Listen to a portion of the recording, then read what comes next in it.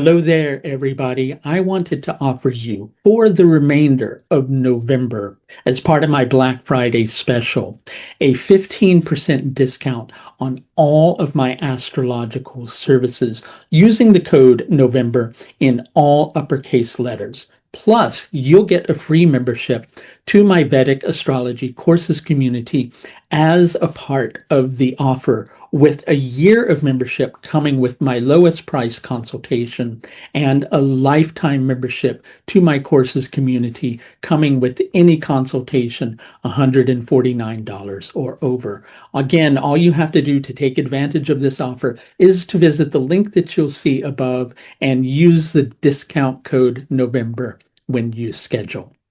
We're going to talk today about Rahu in the second house and Ketu in the eighth house.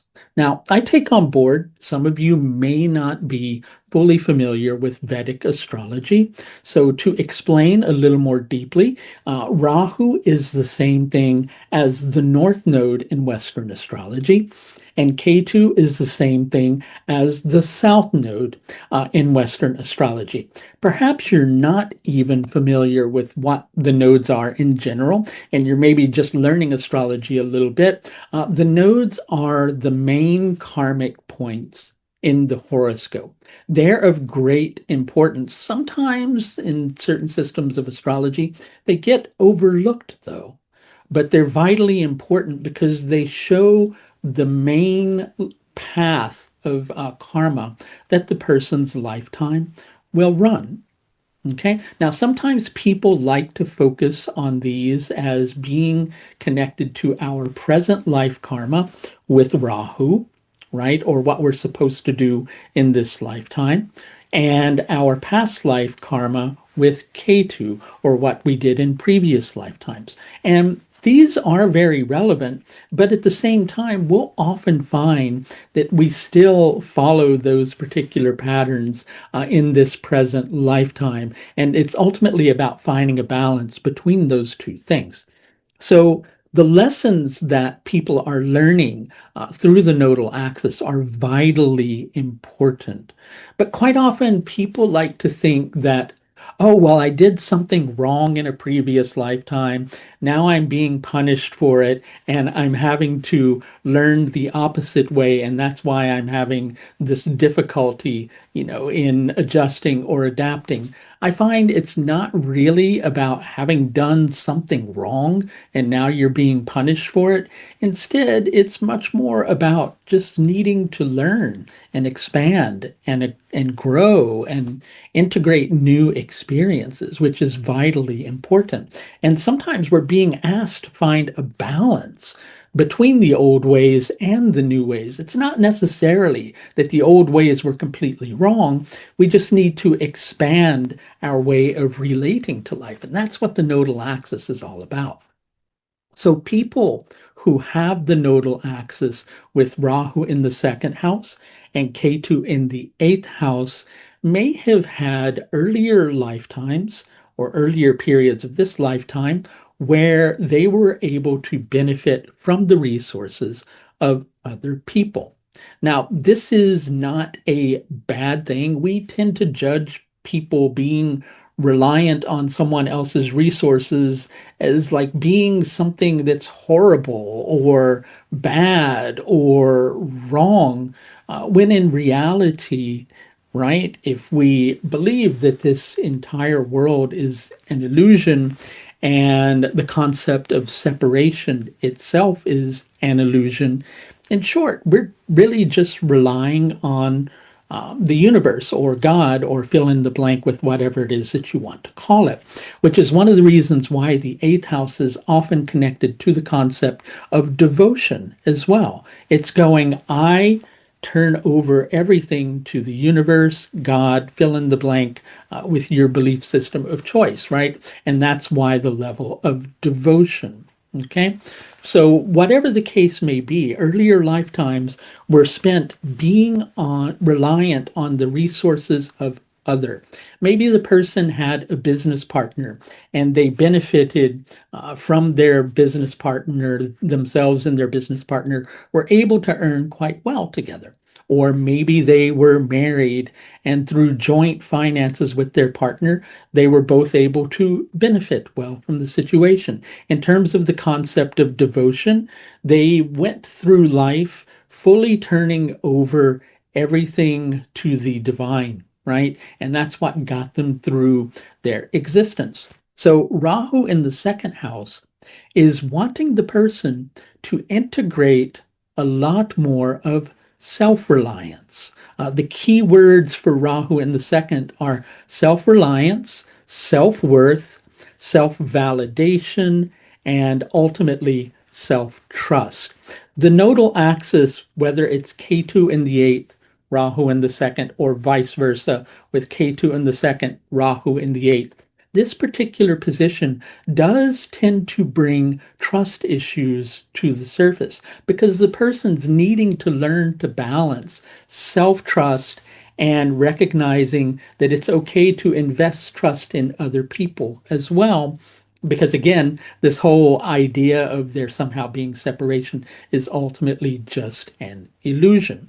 But with Rahu in the second, the person's needing to learn more about the concepts of self value, self worth, self esteem, even, and ultimately self trust. And the eighth house is also the house of things unexpected or things falling apart.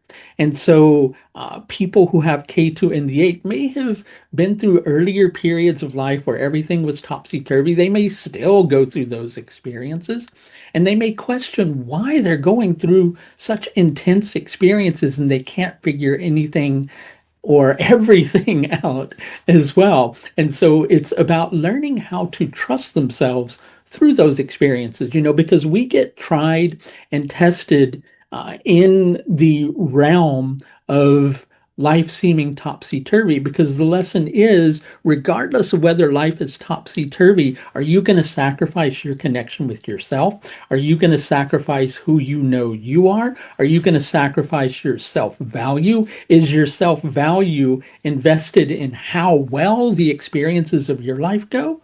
No? Or is your self value something that's completely different? These are all lessons of Ketu in the eighth and Rahu in the second, right? Maybe the person, again, might have had a business partner and they benefited from that business partnership or relationship partnership, or they were reliant upon their family, right? So, this particular lifetime, those types of partnerships may be hard for them to find. They can't find a business partnership, but inside of themselves, they keep thinking that somehow that's what they have to do in order for everything to flow well. Or they may seek out relationship partners thinking that I need somebody to be in a relationship with so that we can share our existence and everything can go well, right? Or I need a family. My family always supported me financially because I came from a wealthy or well to do family, and I need to have that so that I can be able to function. Rahu will tend to take all of those things away from the person because the person's needing to learn that your worth isn't in your family. Your worth isn't in your relationship or your business partnership. Your worth on a certain level is, yes, if we're talking about devotion, you may have been completely over devoted and wasn't the type that used common sense and recognized that the divine is within you as much as you might be worshiping something outside of yourself. I'll give an example. One of my favorite analogies in relation to this, it's like imagine being on top of a roof, right? And there's a flood. Okay. And you're on top of the roof and you're thinking, you know what? I'm not going to do anything to save myself because God is going to come along and save me from this flood. So I'm just going to sit on the roof until God comes along and saves me. Suddenly, a boat floats by, empty boat just floats by out of the blue, right? And you go, nope, nope, not going to take that boat because God is going to come along and save me and rescue me in some fantastic way for my devotion and trusting God. And suddenly another boat comes by, water's getting higher, and you go, nope, nope, God will come along and save me because, I know that God's not going to let anything bad happen to me. And then the next boat comes by, glub, glub, glub, glub, glub, glub, glub, glub, glub, glub, glub.